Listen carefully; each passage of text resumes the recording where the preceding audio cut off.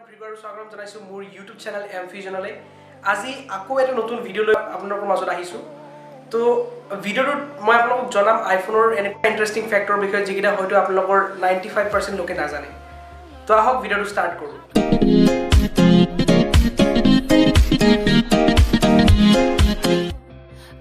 সব আপোনালোকে সকলোৱে জানে যে আইফোন প্ৰথমবাৰ লঞ্চ হৈছিল 2007 ত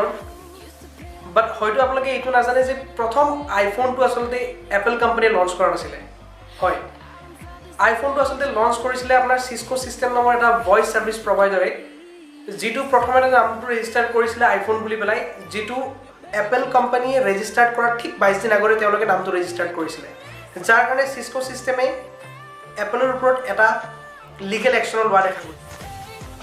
বহু টাইমত আপোনালোকে দেখিব পাই যে আপোনাৰ আইফোন আৰু স্যামসাঙৰ মাজত খুব এটা কম্পিটিশন চলি থাকে বহু টাইমত কিন্তু আপোনালোকে হয়তো এইটো কথা নাজানে যে আইফোনৰ যেটো প্ৰসেসৰ হয় এই প্ৰসেসৰটো আসলে স্যামসাঙে বনায় যদি আপোনালোকে স্মাৰ্টফোন এটা ইউজ কৰে যে তেনেহলে স্মাৰ্টফোনত আপোনালোকে জানে যে এটা স্মাৰ্টফোনত বিভিন্ন ধৰণৰ কোম্পানী বিভিন্ন ধৰণৰ ডিসপ্লে ইউজ কৰে বাট আইফোন এনেকুৱা এটা ফোন হয় য'ত অকল এটা ব্ৰ্যান্ডৰ ডিসপ্লে তেওঁলোকে ইউজ কৰে যেটো নাম হল ৰেটিনা ডিসপ্লে আৰু আপোনালোকে হয়তো নাজানে যে ৰেটিনা ডিসপ্লেটো আসলে স্যামসাং কোম্পানীয়ে আইফোনৰ কাৰণে বনায় লোকে আইফোন ইউজ কৰি আছে আৰু বহুতৰ হয়তো এটা মনত ইচ্ছা থাকে যে আইফোন ইউজ কৰাৰ তো আইফোনৰ আসলে যেটো আইফোন 7 ৰ যেটো ক্যামেৰা হয়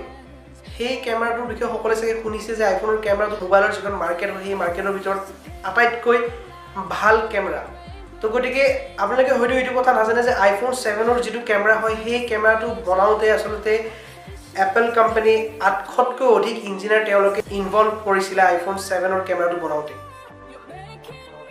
তো আপোনালোকে বহু সময়ত আইফোনৰ এডবোৰ আপোনালোকে টিভিত দেখি পায় বা আপোনালোকে মোবাইলৰ যেতিয়া আপোনালোকে এডবোৰ দেখে গুগলত যেতিয়া সাৰ্চ কৰে ফটোবোৰত প্ৰায় এটা কথা মন কৰিব আপোনালোকে যেতিয়া আইফোনৰ যেতিয়া ফটোবোৰ দেখে তাতে আপোনালোকৰ এটা অকল টাইম শ্ব' কৰি থাকে সেই টাইমটো হ'ল 9:41 AM তো মই আপোনালোকক জনাও যে এই টাইমটো আসলে আইফোনৰ এটা লাকি টাইম হয় এই টাইমতে আসলে ষ্টিভ জবছে প্ৰথমবাৰ কাৰণে তেওঁ আইফোন লঞ্চ কৰিছিল 9:41 AM গতিকে হেতু কাৰণে আইফোনৰ যিবিলাক এড হয় সেই এডবোৰত এই 9:41 AM টো শ্ব' কৰি থাকে আপোনালোকে সকলোৱে জানে যে আইফোন হ'ল এটা এক্সপেন্সিভ ফোন তো আপোনালোকে হয়তো এইটো কথা নাজানে যে ব্ৰাজিলত আইফোনৰ দাম যেটো ইউএছ এৰ প্ৰাইস তাতকৈ দুগুণ হয় বহু সময় দেখিব পোৱা যায় যে আইফোনৰ বহু সংখ্যক লোক ক্ৰেজি হয় আইফোনক লৈ বহুতে আইফোন এটা নিজৰ হাতত ল'ব কাৰণে ইচ্ছা থাকে বা আইফোনৰ নামটো শুনি পেলাই বহুতে লোৱাৰ ইচ্ছা প্ৰকাশ কৰে বাট তো আপোনালোকে হয়তো নাজানে যে জাপানৰ এজন লোকে আইফোন 6 লঞ্চ হোৱাৰ প্ৰায় 7 মাহৰ পৰা তেওঁ লাইনত ধৰিছিলে আইফোন 6 টো লোৱাৰ কাৰণে তো আপোনালোকে এটা কথা মন কৰিব আইফোন ইণ্ডিয়ান মাৰ্কেটত যেতিয়া লঞ্চ কৰে সেই লঞ্চৰ টাইম তেওঁলোকৰ এক্সাক্ট টাইমটো হয় তেওঁলোকৰ 7 PM আসলে কাস্টমাৰৰ ইন্টেনশনটো গ্ৰেব কৰাৰ কাৰণে তেওঁলোকে এই 7 PM ত তেওঁলোকে আইফোন লঞ্চ কৰে আপোনালোকে সাগে আইফোনৰ সিৰিৰ বিষয়ে নাম শুনিছে যেনেকৈ আপোনাৰ এন্ড্ৰইড ফোনত গুগল এসিস্টেন্টৰ নাম জানে ঠিক তেনেকৈ আইফোনটো সিৰি বুলি পেলাই এটা এসিস্টেন্ট থাকে তো সিৰিত যেতিয়া আপুনি কিবা এটা ভয়েস কমান্ড কৰে সিৰিৰ যেটো সাৰ্ভাৰ হয় সেই সাৰ্ভাৰত তেওঁলোকৰ সাৰ্ভাৰত 2 বছৰলৈকে সেই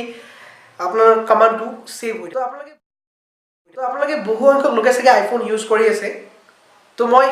তেওঁলোকক জনাও যে আইফোন যেতিয়া এটা আপুনি চাৰ্জ দিয়ে তেতিয়া আপোনাৰ আইফোনে কিমান টকাৰ ইলেক্ট্ৰিচিটি খায় আপোনালোকে জানে নে 15 to 20 रुपीजৰ চাৰ্জ খায় তো এইখিনি আছিল মোৰ ভিডিওটো আশা কৰো আপোনালোকে ভিডিওটো চাই ভাল পালে যদি ভাল পালে প্লিজ লাইক কৰিব কমেন্ট কৰিব আৰু যদি আপোনালোকে মোৰ চেনেলটো নতুন হয় তেনেহলে বেলৰ বটনটোত গৈ পেলাই আপোনালোকে সাবস্ক্ৰাইব কৰি লব পাৰে তো চাই থাকিব লগ পাম নেক্সট ভিডিওত ধন্যবাদ